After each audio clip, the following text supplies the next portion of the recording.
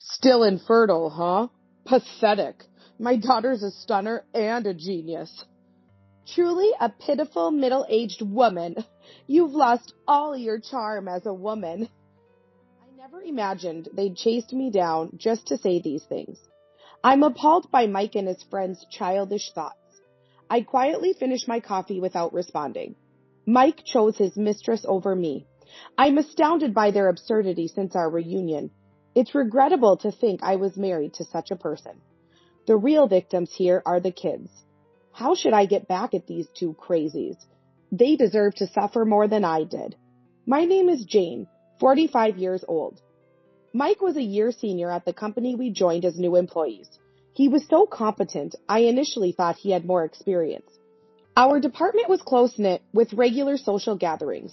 At one such event, I ended up sitting next to Mike, and we started talking more. I quickly fell for Mike, who was kind and proficient. One day, Mike asked me out for a meal, just the two of us. He felt the same way, and on the way home from dinner, he asked me out. Naturally, I accepted, and our relationship began. Everything went smoothly, and a year flew by without major arguments. On our 1-year anniversary, Mike proposed, and we decided to marry. I was 23, just a year into the job, when Mike said, "Jane, I want you to stay home." So I resigned. Early married life was fun. I wanted to be with Mike forever.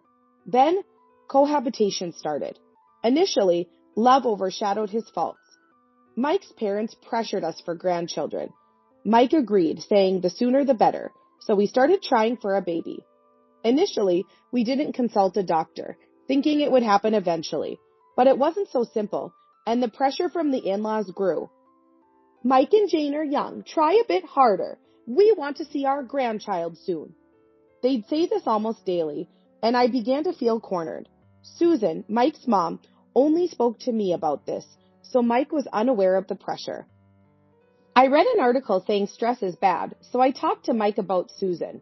"Mom, I haven't heard anything. Are you sure it's not just in your head? That's what's stressing you out." "Mike, maybe you haven't heard, but I get calls every day. It's really tough. Could you talk to Susan?" "All right, I'll try." The day after this conversation, Susan called. Thinking Mike had spoken to her and expecting an apology, I answered. "Did you complain to Mike? Nasty woman. Just have the grandchild and get divorced. If you can't even have a baby, leave." She ranted like this for 2 hours. Fed up with Susan's attitude, I suggested to Mike we should see a doctor. But he was reluctant and said, "Why don't you go alone, Jane? The issue is usually with the woman, right?" "It's not my problem. We've been trying for a year and a half. It's better you go." He refused to even entertain the possibility it could be him. Resigned, I went to the doctor alone. The test showed I was normal. I showed the results to Mike when he got home from work and asked him to get tested too. Mike said, "Then what could it be? It's definitely not me." He said this even though he hadn't even tested it. I told Susan about it, but the test results must be wrong. "I got pregnant with Mike right away," she said with another snide remark. And from that day, Mike started coming home late more often. I spent 6 months visiting the hospital repeatedly. I couldn't dare discuss with my parents or friends that our second year of marriage had come to this. Pressured by the in-laws, Mike blamed me for our situation. I bore these troubles alone in my daily life. When I felt I was reaching my limit, I talked to my regular doctor. "So that's what's been happening. It's tough, isn't it? Trying to conceive is a couple's issue. Do you think it's difficult for Mike to come in for a test too?" I was at a loss for words. Seeing my distress, fertility issues can take over 3 years for some couples. Don't rush it. The doctor encouraged me. I could only say I'd discuss it with Mike and waited for him to come home to tell him. Then Mike revealed the shocking truth.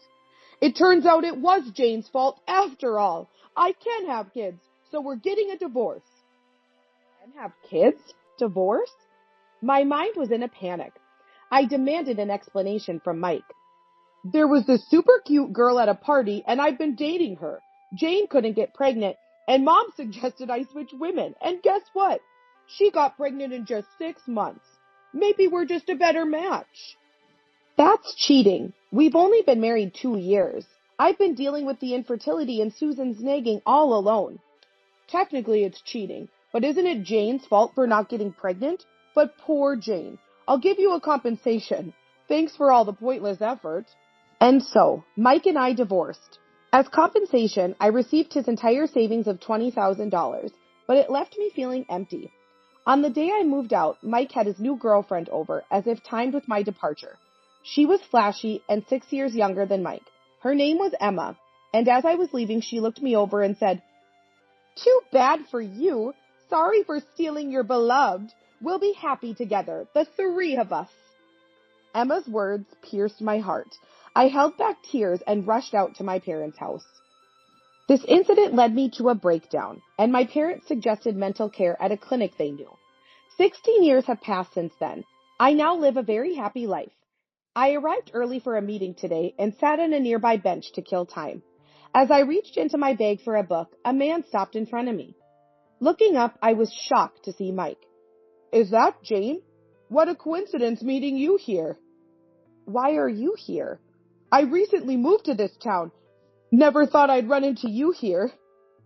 As Mike mentioned, I had moved far away to avoid any chance encounter with him. Yet here he was, unexpectedly, in front of me. I left without saying a word. I didn't want to talk to Mike. I went into the cafe where I was meeting someone and sipped my coffee to calm down. Then, someone tapped my shoulder. Turning around, I saw Mike, Emma, and a teenage girl, apparently named Katie. Whether they followed me or it was a coincidence, I didn't know. Mike said to Emma, "I knew she'd be here." They must have seen me enter the cafe. When I asked what they wanted, Mike and Emma spitefully said, "Still infertile, huh? Pathetic. Our daughter is a knockout and a genius. Truly a pitiful middle-aged woman. You've lost all your charm as a woman." I never imagined they'd follow me just to say that. Appalled by Mike and his friend's childishness, I silently finished my coffee. Unable to respond, they laughed loudly. Their daughter was busy with her phone, indifferent. Just then, my meeting person arrived. "Sorry, I'm late. Rollo was slow in getting ready." "It wasn't Dad, it was you." "Wait, who are these people?" Approaching were my current husband and daughter. In fact, I remarried 9 years ago and have a daughter. My new husband, Ben, was the doctor who took care of me when I was mentally unwell right after my divorce. Our daughter, Rala, is in the 9th grade. Ben asked me out once my condition stabilized, saying he wanted to support me going forward.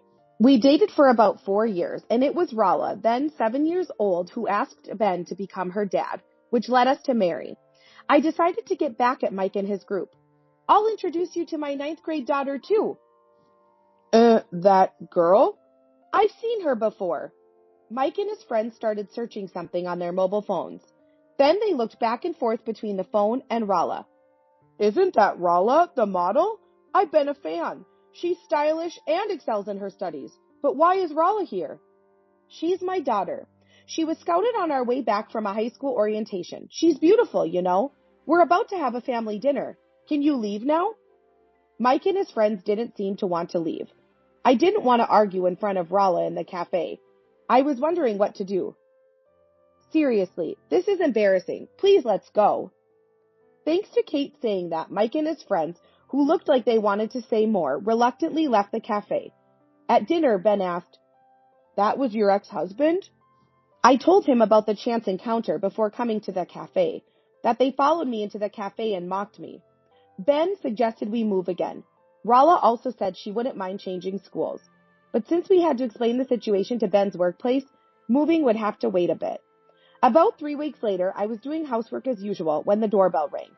Thinking it was a delivery, I checked the monitor and saw Mike standing there. Wondering how he knew where I lived, I didn't want to face him and pretended not to be home. Watching the monitor, I felt scared seeing Mike just standing there, not leaving. Then he put something like a paper in the mailbox and left. I hesitantly checked it and found a mobile phone number. Below it was written, "Contact me, otherwise it'll be another unexpected visit." Chilled to the bone. I quickly called Ben and told him about what happened and the note's content. "Let's call him together when I'm off the day after tomorrow. We need to find out how he got the address. Then we'll go to the police." But Mike could come again before that. The next day, feeling scared to be alone, I asked a close mom friend to come over. Mike didn't show up during that time. On Ben's day off, we called Mike from his mobile phone. He picked up after a few rings and we put it on speakerphone. I started recording on my phone. Jane, so happy you called. I wanted to ask you something, so I went to your house. Were you not home? First, answer my question. How did you know where I live? Easy. I hired a detective, told them my girlfriend wouldn't give me her address, and they believed it and found you. But I was surprised. Jane married a doctor. After money, huh? According to Mike, he lied about having a girlfriend who wouldn't give her address, and the detective agency found out where I lived. That's how he learned my husband was a psychiatrist. Shocked this was even possible, I asked why he hired a detective. I figured since your daughter's in 9th grade, she must have been conceived 16 years ago, right? Thought maybe... Yes, she's your child. I found out after we divorced. I knew it. I thought so. My daughter now is stylish and a genius, but she can't compare to the famous Rolla. I couldn't understand how he could say such things about the daughter he was so proud of. I told him not to come to my house again and to leave us alone. What are you talking about? You and Rolla are destined to be mine. I'll come to pick you up tomorrow. Be at home, okay? Otherwise, who knows what'll happen. Is that a threat? It's not a threat. If you could have kids, I would have taken you back. Mom and everyone would have been happy. Why didn't you tell me? I was told that, but at the time I was emotionally unstable myself. Finding out I was pregnant brought happiness, but I feared that telling him would lead to him asking me to come back, and tears involuntarily spilled. Day after day, I resolved to raise the child alone. I didn't tell Mike because I thought returning to him would only lead to more pain.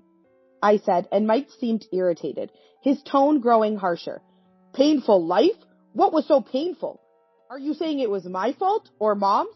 Always blaming others and running away. Get real. Just divorce and come back. And bring Rolla too. Got it? He said and abruptly hung up. So I went to the police with the recording. They assured me they'd patrol the area tomorrow, which gave me some relief. Ben spoke to his workplace and took the next day off as well. But that night, Mike called Ben. It seemed like both Mike and Emma were on the line, their voices audible. I recorded the call for safety and answered the phone. I have a proposition about our talk this afternoon. Is your husband there? He's here. What's this proposition? Well, it'll be quick then. Jane and Rolla will come to me, so Jane's current husband and Emma will be lonely, right? So I thought Jane's husband could take care of Emma and her family. I couldn't understand what Mike was trying to say. Emma seemed content with marrying a wealthy man. Ben and I couldn't follow their nonsensical conversation and exchanged puzzled looks.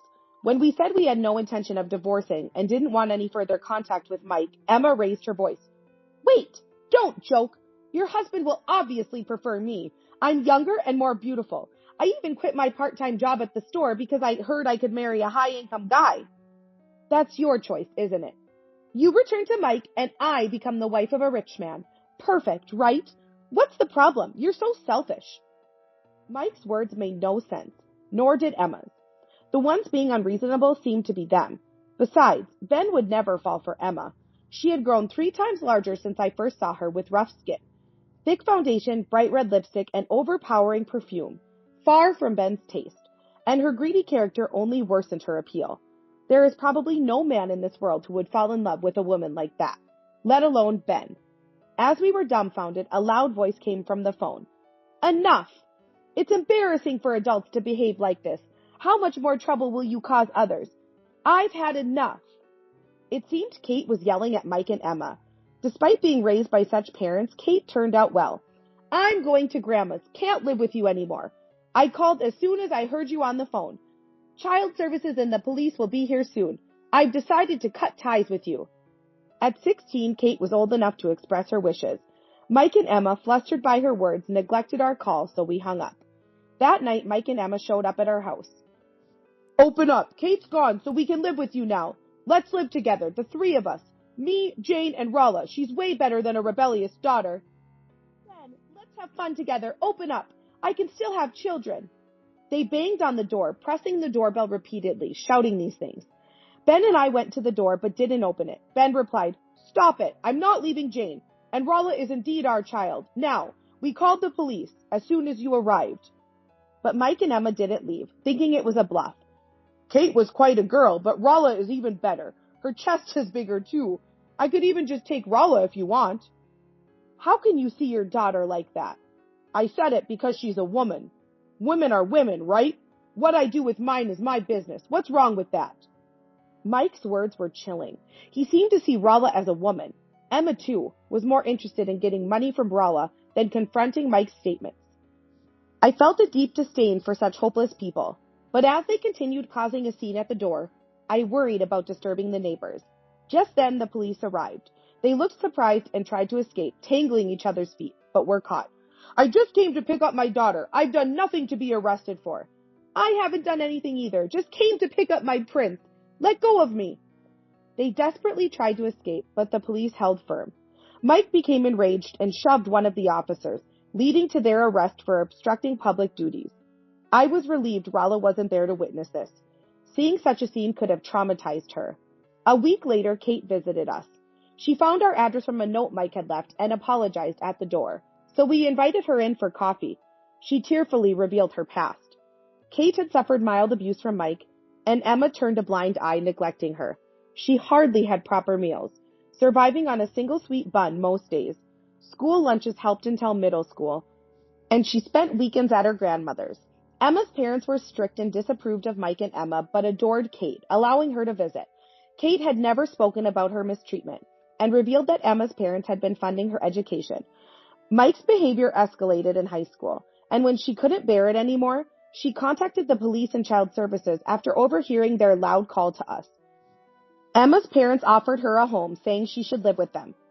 I'm sorry for the trouble my parents caused. I've always admired Rala and wanted to apologize.